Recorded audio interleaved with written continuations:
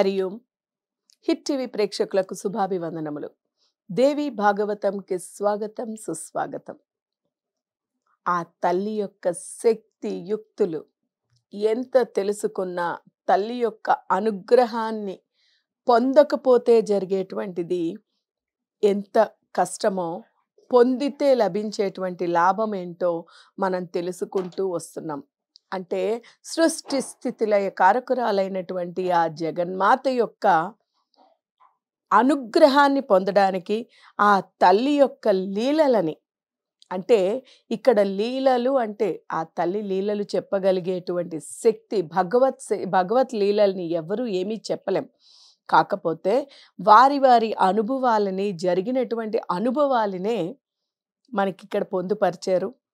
మన దేవి భాగవతంలోని ఒక్కొక్క ఘట్టము, అంటే ఒక్కొక్క కథ ఒక్కొక్క అంతరార్థం కలిగి ఉన్నటువంటిది. అలాగే భగవత్ శక్తి అంత ఇమిడీకృతమై ఉంది. తత్వసారం అంతగా, బ్రహ్మ విద్య అంతగా ఇమిడి ఉన్నది ఇక్కడ. అయితే మనము ఎన్నో రోజులుగా ఎంతగానో చెప్పుకుంటూ వస్తున్నాం. అలా చెప్పుకుంటూ 4వ అధ్యాయంలోనికి ప్రవేశం కూడా చేసాము. ఈరోజు మనము ఈ 4వ అధ్యాయంలోని శుక్రాచార్యుడి యొక్క తపస్సు గురించి తెలుసుకుందాం. అంటే శుక్రాచార్యుల వారు భృగు మహర్షి కుమారుడు. భృగు మహర్షి దేవతల గురువైతే ఆ భృగు మహర్షి యొక్క కుమారుడు శుక్రాచార్యుడు రాక్షసుల గురువు. చూసారా? అంటే రాక్షసులు శరణు వేడగా ఆయన గురువు అయ్యాడు. అది అసలు ఎలా జరిగింది అనే విషయాన్ని మనం ఇప్పుడు తెలుసుకుందాం. వ్యాసుల వారు జనమేజయునికి తెలియపరుస్తున్నారు. జనమేజయ, హిరణ్యకశిపుడు, ప్రహ్లాదుడు తండ్రి అయినటువంటి హిరణ్యకశిపుడిని విష్ణుమూర్తి నరసింహుడుగా వచ్చి నరసింహావతారంలోని ఆయనని వధించినటువంటి విషయం మనందరికీ తెలిసినదే. అంటే రాక్షసుల యొక్క గురువుగా, రాక్షసుల దీనిగా హిరణ్యకశిపుడు ఉండడము, ఆయన కుమారుడుగా జన్మించాడు కాబట్టే ఆయన హిరణ్యకశిపుడు కొన్ని వేల సంవత్సరాలు దేవతలతోని యుద్ధం చేయడం అనేటువంటిది, అలాగే ఆయన తదనంతరము ఎంత విష్ణు భక్తుడైనప్పటికీ, ఎంత భగవత్ ప్రీతుడు అయినప్పటికీ కూడా, భగవత్ ప్రియుడు ప్రహ్లాదుడు. అంటే ఆ విష్ణువు యొక్క స్మరణకి మన నవవిధ భక్తుల్లోని ముఖ్యమైనటువంటిది స్మరణ. 3వ స్థానాన్ని స్మరణ సంపాదించింది. దానికి ఉదాహరణ మనకి ప్రహ్లాదుడే. అంటే భగవన్నామ స్మరణ చేస్తూనే ఆయన ఎన్నెన్నో ఉపద్రవాల నుంచి బయటపడ్డాడు. తన తండ్రి అయినటువంటి హిరణ్యకశిపుడు ఆయనని విష్ణు స్మరణ చేస్తున్న కారణంగా, అంటే భగవన్నామ స్మరణ చేస్తున్న కారణంగా ఆయన ఎన్ని రకాలుగానో ఇబ్బంది పెట్టడం, ఆ ఇబ్బందులన్నిటినీ కూడా కేవలం స్మరణ ద్వారా ఆయన బయటికి రావడం అనేది మనందరికీ తెలిసిన విషయమే.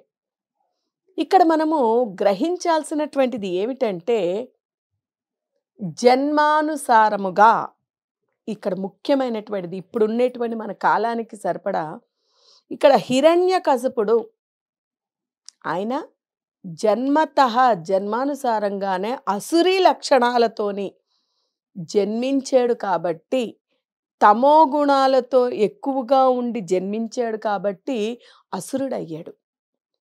ఈ అసురుడైనప్పటికీ కూడా భగవద్భక్తుడే. అంటే ఈ అసురులందరూ కూడా, ముఖ్యంగా హిరణ్యకశిపుడు ఎంత అదృష్టం ఉంటే ఆ పరమాత్ముడు అయినటువంటి ఆ విష్ణుమూర్తి చేతిలోనే స్వయంగా ఆయన మరణించాడు చూడండి. భగవద్ అనుగ్రహాన్నితోనే వారి యొక్క లక్షణాలని బట్టి బుద్ధి కర్మానుసారే అన్నారు పెద్దలు. అంటే ఆయన ఆ అసురీ లక్షణాలతోని ఆయన జన్మించినటువంటి ఆ స్థితిని బట్టి, జన్మతః వచ్చిన దాన్ని బట్టి ఆయన అసురుడు అయ్యాడు కాబట్టి ఆయన బుద్ధి అంతా కూడా రాక్షస తమోగుణ సంపన్నుడిగా ఉన్నాడు. దీని కారణంగానే విష్ణువుతోని ద్వేషము, ఆ ద్వేషం ఎంత దాకా దారి తీసిందంటే తన కుమారుడైనటువంటి ప్రహ్లాదుడు ఆయన స్మరణ చేస్తూ ఉంటే కూడా భరించలేనటువంటి స్థితికి చేరుకుంది ఆయన. పరాకాష్ఠకి చేరుకోవడం అంటారు అదే. అయితే ఈ రీత్యా ఆయన దేవతలతోని కొన్ని వేల సంవత్సరాలు యుద్ధం చేశాడు. ఆయన తదనంతరము ఆయన తర్వాత ప్రహ్లాదుడు సైతం ఎన్నో సంవత్సరాలు దేవతలతో యుద్ధం చేశాడు. ఆ ప్రహ్లాదుడు తర్వాత బలిచక్రవర్తి.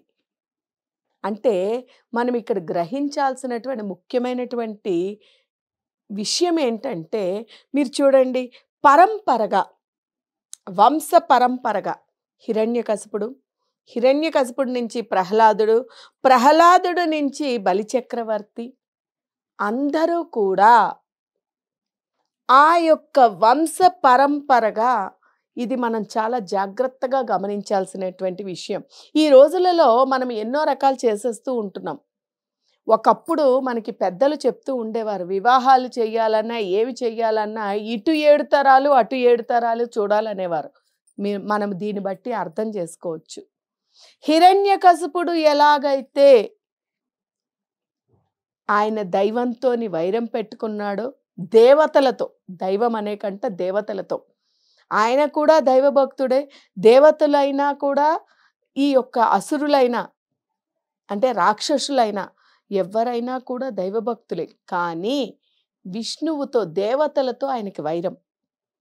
అయితే ప్రహ్లాదుడు ఎంత దైవ భక్తుడైనప్పటికీ, విష్ణు భక్తుడైనప్పటికీ కూడా ఆ పరంపరగా తండ్రి నుంచి సంక్రమించినటువంటి దాన్ని బట్టి ఆయన అసురుడుగా అందులో జన్మించిన కారణంగా, ఆ వంశంలో జన్మించిన కారణంగా అంత భక్తి తత్పరుడైనప్పటికీ కూడా ఆయన ఆ వైరాన్ని నడపాల్సి వచ్చింది.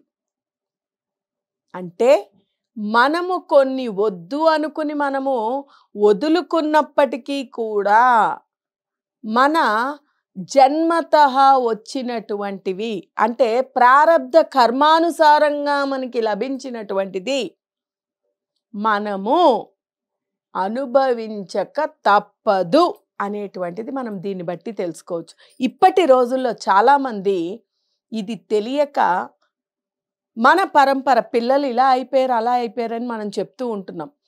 అది ఏదైనప్పటికీ కూడా పరంపరగా మనం చూడండి, అది ఏ రకంగా జరుగుతోంది అనేది మనం తెలుసుకున్నట్టయితే దాన్ని మనము చాలా సులువుగా సునాయాసంగా దాన్ని నిర్మూలించుకోగలుగుతాం. అయితే ప్రహ్లాదుని బట్టి బలిచక్రవర్తి, ఇలా అందరూ కూడా దేవతలతోని యుద్ధము చేయడము, వైరము రావడము, యుద్ధము చేయడము, ఆ యుద్ధంలోని విష్ణువు గెలవడము, ఇవన్నీ జరుగుతూనే వచ్చాయి. ఈ బలిచక్రవర్తి మనందరికీ తెలుసు, పాతాళానికి కేవలం 3 అడుగుల స్థలం అడిగి పాతాళానికి నొక్కుకుపోయాడు పూర్తిగా ఆయన. ఇది జరిగిన తర్వాత ఏం జరిగింది అనేది మనం రాబోయే ఎపిసోడ్లో తెలుసుకుందాము. అంతవరకు హరి ఓం.